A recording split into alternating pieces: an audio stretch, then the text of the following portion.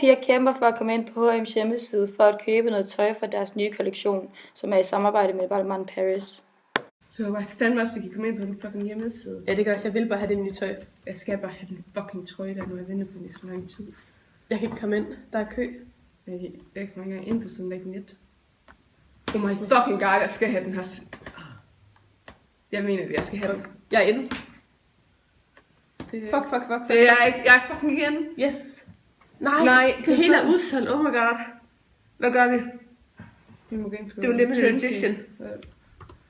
Eller vi bliver bare nødt til at eje det for helvede. Nej. Det er her. Fuck min trøje! Min trøje den er. Hvad koster den? Fucking god, du har 7.000 for den. Det får de fucking ikke.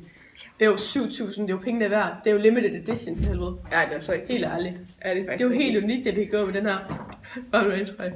Ja, jeg mener, jeg køber den. Det gør jeg sgu. Okay, jeg stiller mig Okay, købt. Jeg ser, jeg kan finde t-shirten i sort. Jeg tror ikke, du finder en alle vil have den. Der er Jamen, ikke, den... ikke alle, der vil have min kjole, sgu da. Den koster stadig 7.000. Ja, men hvem har 7.000 end mig? Trøjen den er også her. Altså, jeg siger det bare.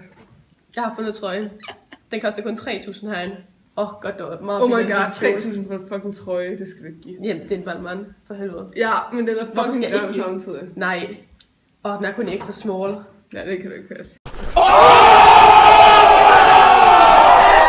Jamen, jeg køber den alligevel. Bare for at have den. Ja, så kan du også bare sende den videre, hvis ikke den så sådan. Ja. Så får du sikkert 7.000 for den. Ej, det kommer også an på, hvordan den kommer og sådan noget. Ja, det er præcis.